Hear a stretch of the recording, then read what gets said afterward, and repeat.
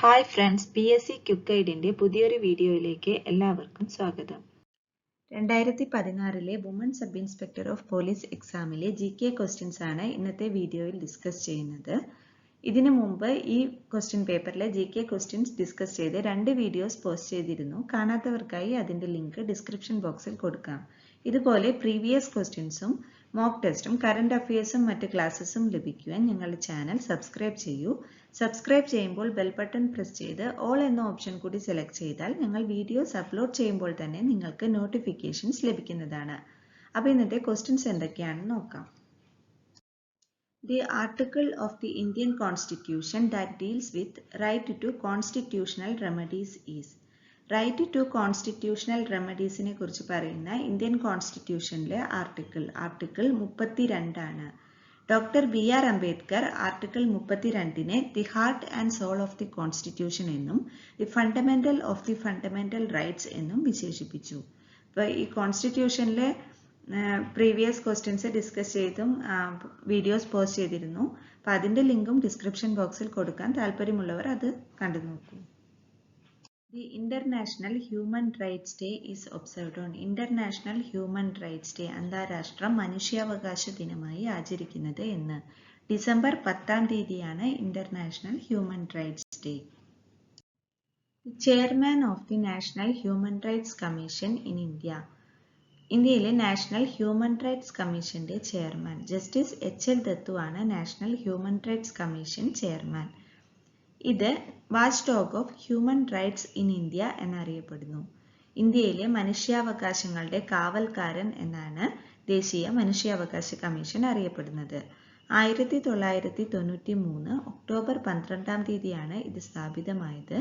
ന്യൂഡൽഹിയിലെ മാനവ് അധികാർ ഭവനാണ് ഇതിന്റെ ആസ്ഥാനം. ഇതിൽ ചെയർമാനും മറ്റ് 4 അംഗങ്ങളുമാണ് ഉണ്ടായിരിക്കുക. ചെയർമാനെയും അംഗങ്ങളെയും നിയമിക്കുന്നതും നീക്കം ചെയ്യുന്നതും ഇന്ത്യൻ പ്രസിഡന്റ് ആയിരിക്കും. ചെയർമാൻ സുപ്രീം കോടതിയിൽ നിന്ന് ചീഫ് ജസ്റ്റിസ് പദവിയിൽ നിന്നും വിരമിച്ച വ്യക്തിയായിരിക്കും. ഇനി ഇവരുടെ കാലാവധി, ചെയർമാന്റെയും മെമ്പേഴ്സിന്റെയും കാലാവധി എന്ന് പറയുന്നത് 5 വർഷം അല്ലെങ്കിൽ അവർക്ക് 70 വയസ്സാകുന്നത് വരെ ഇതിലേതാണോ ആദ്യം വരുന്നത് അതായിരിക്കും. അപ്പോൾ ഒന്നുകൂടെ പറയാം, നാഷണൽ ഹ്യൂമൻ റൈറ്റ്സ് കമ്മീഷന്റെ ഇപ്പോഴത്തെ ചെയർമാൻ ആരാണ് എന്നാണ് ക്വസ്റ്റ്യൻ. ജസ്റ്റിസ് HL ദത്തു ആണ്. ഇനി ആദ്യത്തെ ചെയർമാൻ ആരായിരുന്നു എന്നാണ് ക്വസ്റ്റ്യൻ എങ്കിൽ ജസ്റ്റിസ് രംഗനാഥ മിശ്ര ആയിരുന്നു നാഷണൽ ഹ്യൂമൻ റൈറ്റ്സ് കമ്മീഷന്റെ ഫസ്റ്റ് ചെയർമാൻ. ഇത് watchdog of human rights in India എന്നറിയപ്പെടുന്നു. 1993 ഒക്ടോബർ 12-ാം തീയതി സ്ഥാപിതമായി. ചെയർമാനും മറ്റ് 4 അംഗങ്ങളുമാണ് ഉണ്ടായിരിക്കുക. ചെയർമാനെയും മെമ്പേഴ്സിനെയും നിയമിക്കുന്നതും നീക്കം ചെയ്യുന്നതും രാഷ്ട്രപതിയായിരിക്കും. ചെയർമാൻ സുപ്രീം കോടതിയിൽ നിന്ന് വിരമിച്ച, ചീഫ് ജസ്റ്റിസ് പദവിയിൽ നിന്ന് വിരമിച്ച വ്യക്തിയായിരിക്കും. കാലാവധി 5 വർഷം അല്ലെങ്കിൽ 70 വയസ്സാകുന്നത് വരെ. The protector of the rights of citizens in a democracy. ഡെമോക്രസിയിൽ പൗരന്മാരുടെ അവകാശങ്ങളുടെ സംരക്ഷകൻ ജുഡീഷ്യറിയാണ്. Who said man is born free but he is everywhere in chains. ഇത് പറഞ്ഞത് ഫ്രഞ്ച് ഫിലോസഫറായ റൂസോ ആണ്. Article lays down that there shall be a public service commission for the union and public service commission for each states. ഒരു union public service കമ്മീഷനും അതുപോലെ ഓരോ സ്റ്റേറ്റ്സിനും public service കമ്മീഷനും വേണമെന്ന് പറയുന്ന ആർട്ടിക്കിൾ 315 ഇങ്ങനെ പറയുന്നത്. ആർട്ടിക്കിൾ 315 മുതൽ 323 വരെ പബ്ലിക് സർവീസ് കമ്മീഷൻസിനെ കുറിച്ചാണ് പ്രതിപാദിക്കുന്നത്. ഇതിൽ പ്രധാനപ്പെട്ട ആർട്ടിക്കിൾസ് ആണ് ആർട്ടിക്കിൾ 316. അതിൽ പറയുന്നത് പബ്ലിക് സർവീസ് കമ്മീഷൻസിലെ ചെയർമാന്റെയും മെമ്പേഴ്സിനെയും അപ്പോയിന്റ്മെന്റിനെ കുറിച്ചാണ്. ഇപ്പോൾ യൂണിയൻ പബ്ലിക് സർവീസ് കമ്മീഷന്റെ ചെയർമാനെയും അംഗങ്ങളെയും നിയമിക്കുന്നത് പ്രസിഡന്റ് ആണ്. അതുപോലെ നീക്കം ചെയ്യാനുള്ള അധികാരവും പ്രസിഡന്റിനാണ്. സ്റ്റേറ്റ് പബ്ലിക് സർവീസ് കമ്മീഷന്റെ ചെയർമാനെ നിയമിക്കുന്നത് ആ സ്റ്റേറ്റിന്റെ ഗവർണർ ആയിരിക്കും. നീക്കം ചെയ്യാനുള്ള അധികാരം പ്രസിഡന്റിന് തന്നെയാണ്. ഇനി ആർട്ടിക്കിൾ 320 പറയുന്നത് ഈ പബ്ലിക് സർവീസ് കമ്മീഷൻസിന്റെ ഫങ്ഷൻസിനെ കുറിച്ചാണ്. 321 power to extend functions of PSCs കുറിച്ചാണ് പ്രതിപാദിക്കുന്നത്. അപ്പോൾ ഒന്നുകൂടെ പറയാം, ഒരു യൂണിയൻ പബ്ലിക് സർവീസ് കമ്മീഷനും അതുപോലെ ഓരോ സ്റ്റേറ്റ്സിനും പബ്ലിക് സർവീസ് കമ്മീഷനും വേണമെന്ന് പറയുന്ന ആർട്ടിക്കിളാണ് ആർട്ടിക്കിൾ 315. ആർട്ടിക്കിൾ 315 മുതൽ 323 വരെ പബ്ലിക് സർവീസ് കമ്മീഷൻസിനെ കുറിച്ചാണ് പ്രതിപാദിക്കുന്നത്. അതിൽ പബ്ലിക് സർവീസ് കമ്മീഷൻസിലെ ചെയർമാന്റെയും മെമ്പേഴ്സിന്റെയും അപ്പോയിന്റ്മെന്റിനെ കുറിച്ച് പ്രതിപാദിക്കുന്നത് 316ലാണ്. 320ൽ functions of public service commissions, 321ൽ power to extend functions of public service commissions. The chairman of the constituent assembly of India. Constituent അസംബ്ലിയുടെ ചെയർമാൻ ഡോക്ടർ രാജേന്ദ്ര പ്രസാദ് ആയിരുന്നു. The controller and auditor general of India is appointed by. Controller and auditor ജനറലിനെ appoint ചെയ്യുന്നത് president ആണ്. Indian audit and accounts ഡിപ്പാർട്ട്മെന്റിന്റെ ഹെഡാണ് controller and auditor general. Ears and eyes of the public accounts committee എന്നറിയപ്പെടുന്നു. അദ്ദേഹത്തിന്റെ കാലാവധി 6 years or until 65 years of age എന്ന് പറഞ്ഞാൽ 6 വർഷം അല്ലെങ്കിൽ അദ്ദേഹത്തിന് 65 വയസ്സാകുന്നത് വരെ ഇതിൽ ഏതാണോ ആദ്യം വരുന്നത് അതാണ് കാലാവധി. അദ്ദേഹം റെസിഗ്നേഷൻ ലെറ്റർ കൊടുക്കുന്നതും പ്രസിഡന്റ് ആണ്. അപ്പോൾ അപ്പോയിന്റ് ചെയ്യുന്നതും ആ സ്ഥാനത്ത് നിന്ന് നീക്കം ചെയ്യാനുള്ള അധികാരവും പ്രസിഡന്റിനാണ്. അതുപോലെ റെസിഗ്നേഷൻ ലെറ്റർ കൊടുക്കുകയാണെങ്കിൽ അതും പ്രസിഡന്റിനാണ് കൊടുക്കുക. ഇന്ത്യയുടെ ഫസ്റ്റ് CAG എന്ന് പറയുന്നത് വി നരഹരി റാവു ആണ്. ഈ കൺട്രോളർ ആൻഡ് ഓഡിറ്റർ ജനറലിനെ കുറിച്ച് പ്രതിപാദിക്കുന്ന ആർട്ടിക്കിൾ 148 ആണ്. അപ്പോൾ ഒന്നുകൂടെ പറയാം, കൺട്രോളർ ആൻഡ് ഓഡിറ്റർ ജനറലിനെ അപ്പോയിന്റ് ചെയ്യുന്നത് പ്രസിഡന്റ് ആണ്. ആ സ്ഥാനത്ത് നിന്ന് നീക്കം ചെയ്യുന്നതും പ്രസിഡന്റ് ആണ്. റെസിഗ്നേഷൻ ലെറ്റർ കൊടുക്കുന്നത് പ്രസിഡന്റിനാണ്. ഇന്ത്യൻ ഓഡിറ്റ് ആൻഡ് അക്കൗണ്ട്സ് ഡിപ്പാർട്ട്മെന്റിന്റെ ഹെഡാണ് CAG.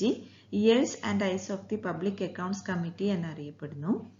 കാലാവധി 6 years or until 65 years of age, whichever is earlier. ആദ്യത്തെ CAG വി നരഹരി റാവു ആണ്. ആർട്ടിക്കിൾ ഇതിനെക്കുറിച്ച് പ്രതിപാദിക്കുന്ന article 148.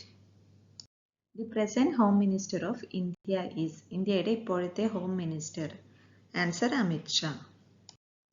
Which schedule of the Indian Constitution is dealing with Panchayati Raj system? Panchayati Raj സിസ്റ്റത്തിനെ കുറിച്ച് പ്രതിപാദിക്കുന്ന ഇന്ത്യൻ കോൺസ്റ്റിറ്റ്യൂഷനിലെ ഷെഡ്യൂൾ 11th ഷെഡ്യൂളിലാണ് പഞ്ചായത്തി രാജ് സിസ്റ്റത്തിനെ കുറിച്ച് പ്രതിപാദിക്കുന്നത്. അപ്പോൾ കോൺസ്റ്റിറ്റ്യൂഷന് തുടക്കത്തിൽ 8 ഷെഡ്യൂൾസ് ആണ് ഉണ്ടായിരുന്നത്. പിന്നെ ഓരോ അമെൻമെന്റ് ആക്ട് വഴിയാണ് ഓരോ ഷെഡ്യൂൾസും കൂട്ടിച്ചേർത്തത്. ഇപ്പോൾ ആകെ 12 ഷെഡ്യൂൾസ് ആണുള്ളത്. അപ്പോൾ 11th ഷെഡ്യൂൾ ആഡ് ചെയ്തത് 1972 73rd അമെൻമെന്റ് ആക്ട് വഴിയാണ്. ഇതില് പഞ്ചായത്തുകളുടെ അധികാര പരിധിയിൽ വരുന്ന 29 ഇനങ്ങളെ കുറിച്ചാണ് പ്രതിപാദിക്കുന്നത്. ഇനി മറ്റു ഓപ്ഷൻസ് ആയ 9th schedule, 10th schedule, 12th schedule എന്നിവ എന്താണെന്ന് നോക്കാം. 9th ആഡ് ചെയ്തത് 1951 ഫസ്റ്റ് കോൺസ്റ്റിറ്റ്യൂഷണൽ അമെൻമെന്റ് ആക്ട് വഴിയാണ്. ഇതിൽ പ്രതിപാദിക്കുന്നത് land reforms and abolition of the zamindari സിസ്റ്റത്തിനെ കുറിച്ചാണ്. ഇനി 10th അത് 1985 52nd അമെൻമെന്റ് ആക്ട് വഴിയാണ് കോൺസ്റ്റിറ്റ്യൂഷനിൽ കൂട്ടിച്ചേർത്തത്. ഇത് ആന്റി ഡിഫെക്ഷൻ ലോ ആണ് പ്രതിപാദിക്കുന്നത്. Disqualification of the members of parliament and state legislatures on the ground of defection. ഇനി 12th 11th നമ്മൾ പറഞ്ഞു പഞ്ചായത്ത് രാജ് സിസ്റ്റത്തിനെ കുറിച്ചാണ്. 12th മുനിസിപ്പാലിറ്റീസിനെ കുറിച്ചാണ് പ്രതിപാദിക്കുന്നത്. അപ്പോൾ 11th ആഡ് ചെയ്തത് 1972 73rd അമെൻമെന്റ് ആക്ട് വഴിയാണെങ്കിൽ 12th ആഡ് ചെയ്തത് 1972 തന്നെ 74th അമെൻമെന്റ് ആക്ട് വഴിയാണ്. ഇതിൽ മുനിസിപ്പാലിറ്റീസിന്റെ അധികാര പരിധിയിൽ വരുന്ന 18 ഇനങ്ങളെ കുറിച്ചാണ് പ്രതിപാദിക്കുന്നത്. അപ്പോൾ ഞാൻ ഒന്നുകൂടെ പറയാം. നമ്മുടെ ക്വസ്റ്റ്യൻ പഞ്ചായത്തി രാജ് സിസ്റ്റത്തിനെ കുറിച്ച് പ്രതിപാദിക്കുന്ന ഷെഡ്യൂൾ പട്ടിക ഏതാണ് എന്നായിരുന്നു. അത് 11th ഷെഡ്യൂളാണ്. ഇത് ആഡ് ചെയ്തത് 1972 73rd അമെൻമെന്റ് ആക്ട് വഴിയാണ്. പഞ്ചായത്തുകളുടെ അധികാര പരിധിയിൽ വരുന്ന 29 ഇനങ്ങളെ കുറിച്ചാണ് ഇതിൽ പ്രതിപാദിക്കുന്നത്. 9th അത് 1951 ഫസ്റ്റ് കോൺസ്റ്റിറ്റ്യൂഷണൽ അമെൻമെന്റ് ആക്ട് വഴി കൂട്ടിച്ചേർത്തു. Land reforms and abolition of the zamindari സിസ്റ്റത്തെ കുറിച്ച് പ്രതിപാദിക്കുന്നു. 10th 1985 52nd അമെൻമെൻറ്റ് ആക്ട് വഴി ആഡ് ചെയ്തു disqualification of the members of parliament and state legislatures on the ground of defection. അതായത് ആൻറ്റി ഡിഫെക്ഷൻ ലോ ആണ് 10th ഷെഡ്യൂളിൽ പറയുന്നത്. ഇനി 12th 1972 74th അമെൻമെൻറ്റ് ആക്ട് മുനിസിപ്പാലിറ്റീസിനെ കുറിച്ച് പ്രതിപാദിക്കുന്നു. മുനിസിപ്പാലിറ്റീസിൻ്റെ അധികാര പരിധിയിൽ വരുന്ന 18 ഇനങ്ങളെ കുറിച്ചാണ് ഇതിൽ പ്രതിപാദിക്കുന്നത്. ഈ വീഡിയോ നിങ്ങൾക്ക് ഇഷ്ടമായെങ്കിൽ ലൈക്ക് ചെയ്യൂ, ഫ്രണ്ട്സിന് ഷെയർ ചെയ്യൂ. ഇതുവരേക്കും ചാനൽ സബ്സ്ക്രൈബ് ചെയ്തിട്ടില്ലെങ്കിൽ സബ്സ്ക്രൈബ് ചെയ്യാനും മറക്കല്ലേ. അപ്പോൾ പുതിയൊരു വീഡിയോയുമായി വരുന്നത് വരേക്കും ബൈ. Thank you.